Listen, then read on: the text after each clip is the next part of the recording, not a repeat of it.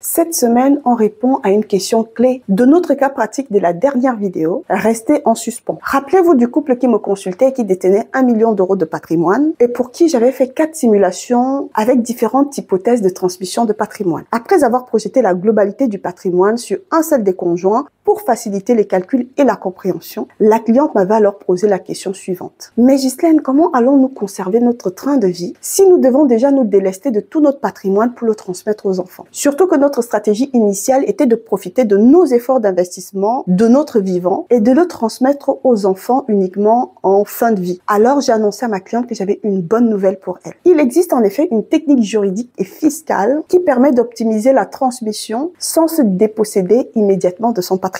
Et cette technique, c'est le démembrement de propriété. Aujourd'hui, on va donc voir ensemble cette stratégie qu'on va aborder en 3 volets. C'est quoi exactement le démembrement de propriété? Quels sont les avantages patrimoniaux et fiscaux pour vous et vos enfants? Où et comment la mettre en place? À la fin de cette vidéo, tu auras en main une solution supplémentaire pour optimiser ton patrimoine.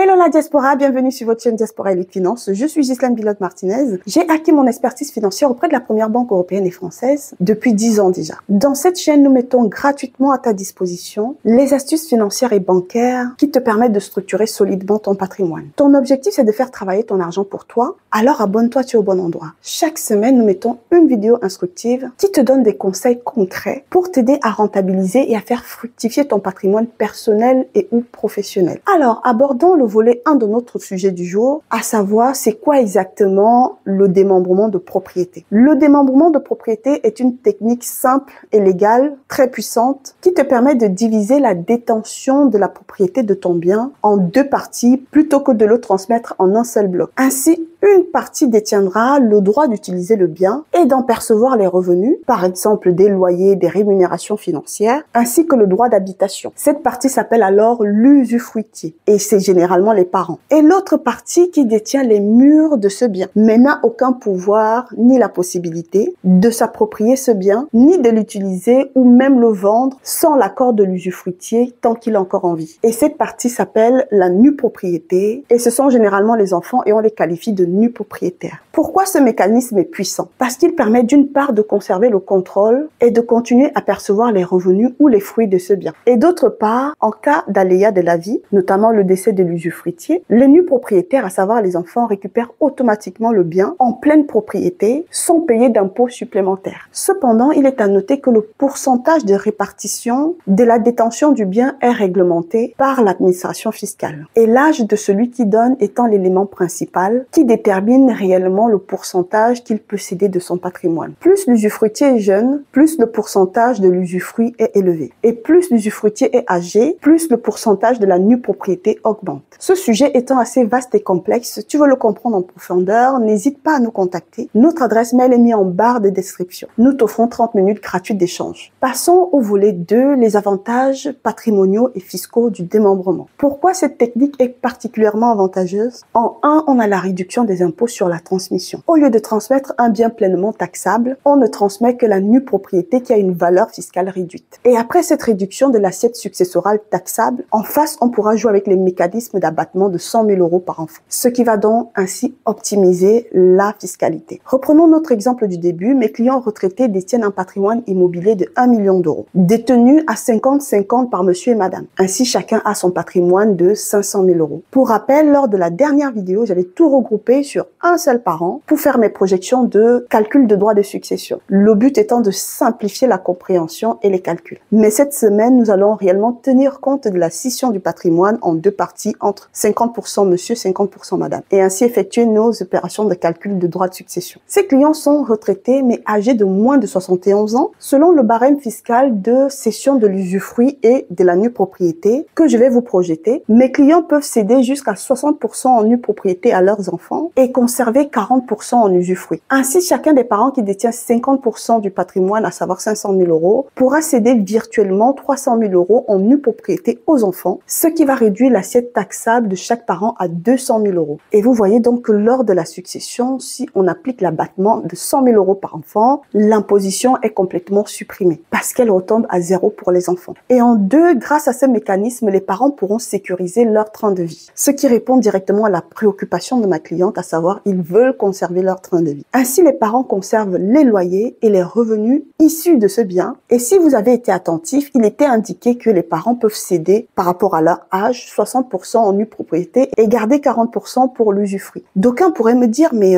Ghislaine, on va pas conserver nos biens puisqu'on ne garde que 40% du bien. Et oui, c'est là la subtilité du mécanisme. Il faut complètement le décorréler à ce qu'on a vu précédemment. Même si mes clients cèdent 60% de la nue propriété, les loyers leur reviennent à 100%. Donc, retenez bien que dans ce mécanisme, l'usufruitier conserve 100% des revenus du bien, même s'il cède la nue propriété. C'est même l'objectif principal. Et en 3, survient un mécanisme très important qui est celui de la protection du conjoint survivant. J'accorde beaucoup d'importance à cet élément clé, car lorsqu'une succession classique est réglée, le conjoint survivant a souvent du mal à conserver son train de vie, puisque le patrimoine de son conjoint décédé repart automatiquement aux enfants. Or, si vous passez par le mécanisme de démembrement, les deux parents qui sont usufruitiers peuvent décider de se transmettre uniquement l'usufruit entre conjoints. C'est-à-dire, en cas de décès de monsieur, madame récupère son usufruit, donc à savoir les fruits du loyer, ce qui va lui permettre de maintenir son train de vie et de continuer à rester dans le logement. Et vice-versa. C'est uniquement lors du décès du dernier parent survivant que les enfants récupèrent les deux usufruits qui se rejoignent directement pour qu'ils en soient les pleins propriétaires du bien. Ainsi, les conjoints ne seront pas impactés financièrement quoi qu'il arrive. Et c'est très important. Et en 4, ce mécanisme permet d'éviter le blocage du patrimoine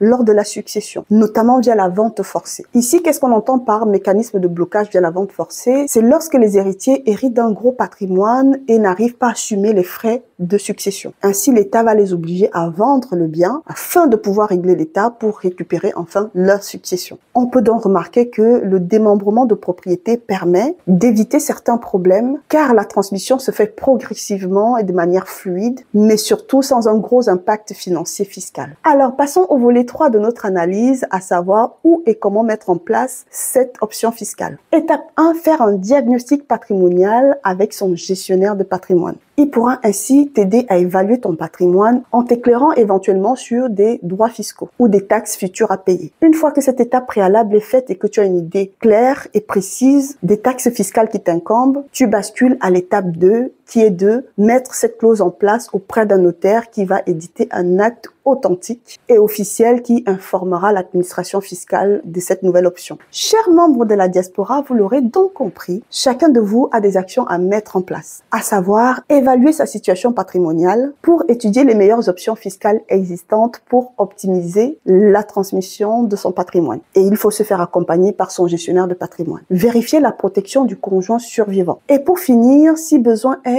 consolider cette transmission et cette protection auprès d'un notaire. Besoin d'aide, que ce soit en Occident ou en Afrique, n'hésite pas à nous contacter. Notre adresse email est mise en barre de description. Notre suivi étant adapté aux particuliers qu'aux professionnels. Et nous t'offrons 30 minutes gratuites de diagnostic de ton patrimoine. Tu es passionné par les thématiques financières, bancaires et les stratégies d'affaires? Abonne-toi, tu es au bon endroit. Nous mettons une vidéo instructive chaque semaine. Like la vidéo pour nous apporter ton soutien. Partage-la également car ce sujet de démembrement de propriété est très technique et vraiment crucial pour la protection des foyers. Et cela pourra probablement aider tes proches. Tu souhaites plus d'astuces sur les investissements financiers et stratégies? Dis-moi un grand oui en commentaire, mais aussi partage-moi ton expérience. J'ai hâte de te lire. Tu souhaites qu'on aborde une certaine thématique? N'hésite pas également à me le dire en commentaire. Mais surtout, chers diaspora, n'oubliez surtout pas que prendre soin de vos finances, c'est prendre soin de vous.